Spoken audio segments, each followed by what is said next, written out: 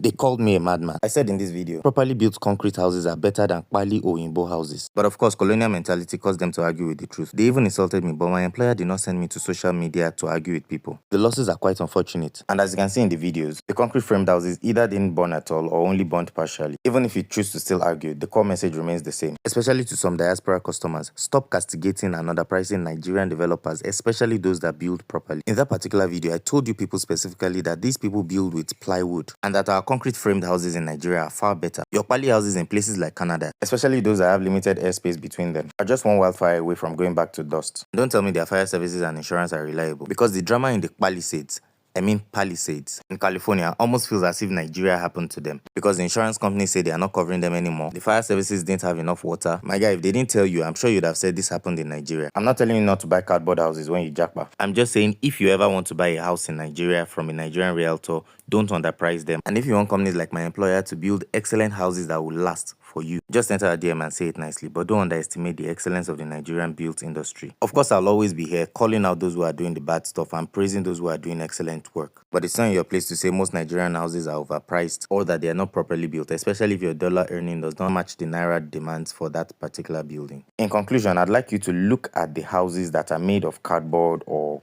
plywood or whatever you call the Pali houses in the Palisades fire, and compare them with the houses that did not get consumed by these wildfires. Compare the valuation on Zillow or those websites with the actual value of the building material that those houses were built with. And of course, share your thoughts in the comments. Finally, I'd like to announce that a fire prevention series will be on Snag Inspector in the coming month. That will be useful to all players in the industry in all parts of Nigeria. So please keep following and share the Snag Inspector page with all that you know. And if you don't like what I do, please feel free to abuse me in the comments. It is a booster.